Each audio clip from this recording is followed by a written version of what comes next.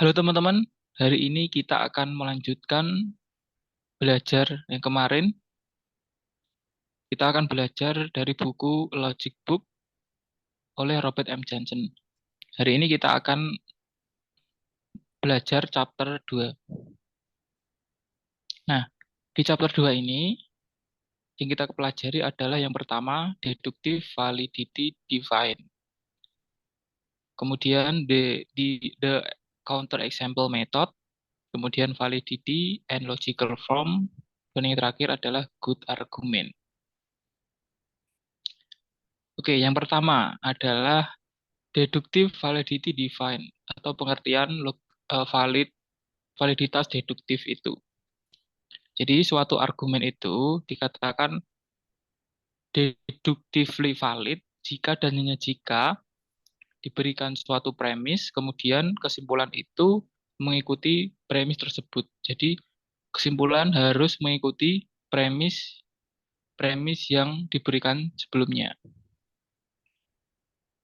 Nah, kemudian untuk menentukan apakah suatu argumen itu valid secara deduktif atau tidak, itu yang pertama menggunakan cara the counter example method. Jadi counter example ini merupakan membayangkan di mana ketika premis itu diasumsikan benar, kemudian kesimpulan salah. Baik, kita langsung aja ke contohnya. Nah, jadi ini yang pertama. Jika kamu belajar, kamu akan lulus tes. Itu premis yang pertama. Kemudian premis yang kedua adalah kamu tidak belajar. Kesimpulannya, kamu tidak lulus tes. Nah, ini jika kita asumsikan premis 1, 2 ini benar, kemudian kita membayangkan apakah kesimpulan ini bisa kemungkinan salah. Kalau terdapat kemungkinan salah, ya itu tidak valid secara deduktif. Nah, jadi ini kesimpulannya, kamu tidak lolos tes. Ini kan mungkin salah. Bisa saja kamu lolos tes. Jadi kesimpulan ini itu mungkin salah, itu jadinya argumen ini itu invalid secara deduktif. Kemudian kita lihat contoh yang kedua. No one is both a sailor and a marine. Premis yang pertama. Premis yang kedua, Alice is a sailor. Jadi tidak ada seseorang yang seorang pelaut dan seorang marinir. Premis pertama. Kemudian premis yang kedua, Alice adalah seorang pelaut. Kemudian kesimpulannya adalah Alice bukan merupakan marinir di waktu yang sama. Ini udah pasti benar, tidak mungkin salah. Mengacu kepada premisnya, ya ini pasti benar. Tidak mungkin Alice ini seorang marinir karena di premisnya yang ini Alice adalah seorang pelaut. Ini adalah cara yang pertama menentukan apakah argumen itu valid atau tidak valid secara deduktif. Nah, kemudian cara yang selanjutnya yang bisa kita gunakan untuk mengidentifikasi apakah argumen itu valid itu menggunakan logical form. Nah, jadi ada dua peraturan ya. Yang pertama, argumen itu valid jika argumen valid itu memiliki form logical atau formula logika yang valid. Kemudian yang kedua, argumen itu tidak valid jika dia memiliki formula logika yang tidak valid juga. Jadi suatu argumen itu disusun berdasarkan logical form. Kalau logical formnya tidak valid, maka argumennya juga tidak valid. Jika logicalnya formnya valid, maka argumennya juga valid. Nah, jadi dalam buku ini, logic book ini, valid logical form itu ada 4. Yang pertama itu dinamakan Barbara, kemudian disjunctive syllogism, modus ponens, dan modus tollens. Kemudian yang invalid logical form itu ada fallacy of denying the antecedents, kemudian fallacy of affirming the consequent, Kemudian yang terakhir, fallacy of distribute middle. Kita bahas satu-satu.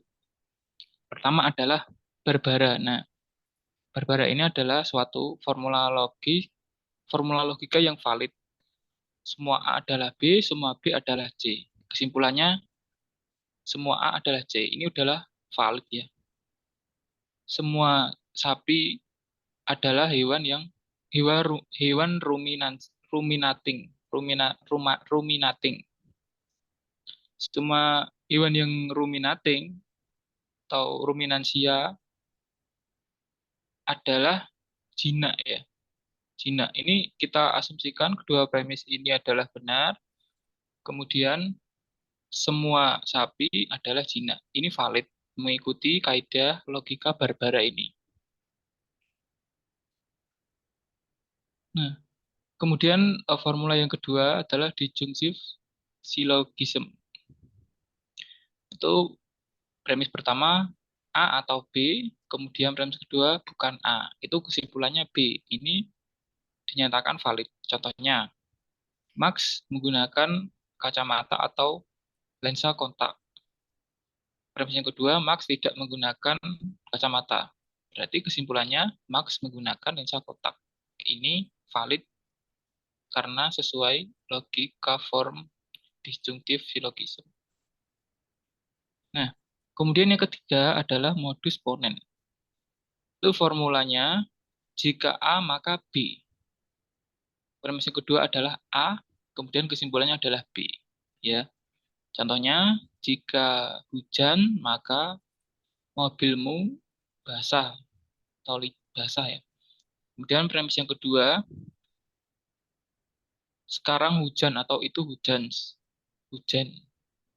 Kesimpulannya adalah your car is wet. Ini valid. Valid. Argumen ini valid karena sesuai dengan formula logika modus ponens. Kemudian ada juga modus tollens. Jika A maka B. Kemudian premis kedua bukan B. Dan kesimpulannya bukan A kalau valid ya. Nah, ini adalah contohnya. Jika hujan maka mobilmu basah. Mobilmu tidak basah. Berarti kesimpulannya tidak hujan. Nah, ini valid ya. Argumen ini valid.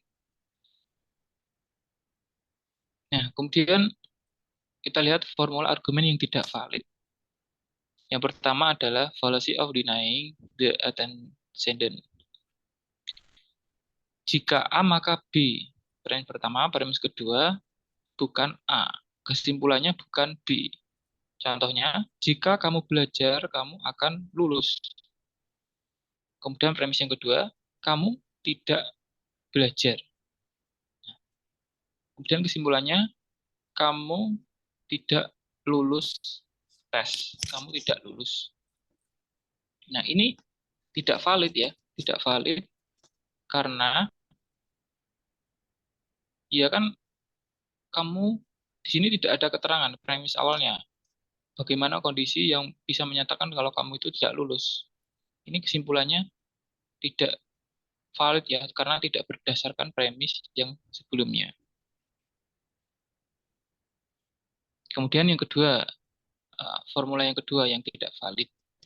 Jika A, maka B, kemudian premis yang keduanya B, dan kesimpulannya A.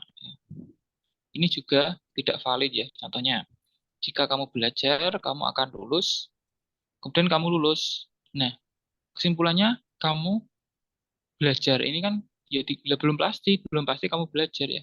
Bisa jadi kamu mencontek ya, bisa jadi. Jadi ini invalid karena ini kesimpulannya ini tidak berdasarkan premis. Nah, kemudian yang ketiga, fallacy of undistributed middle. All A, semua A adalah B, semua C adalah B. Kemudian kesimpulannya adalah semua C adalah A. Contohnya, semua semut adalah serangga. Semua Beatles apa ya? semua bitless adalah serangga juga.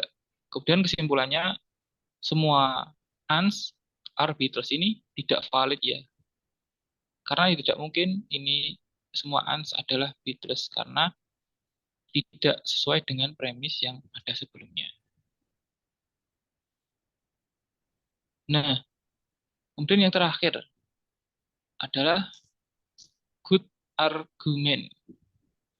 Nah, kita kembali seperti yang ada di chapter pertama. Good argument itu adalah syarat dari argumen yang bagus itu harus mengikuti premis dengan valid secara deduktif atau kuat secara induktif. Nah, tadi kita telah membahas ya argumen yang valid secara deduktif itu yang bagaimana. Untuk yang induktif strength ini akan kita bahas di chapter berikutnya.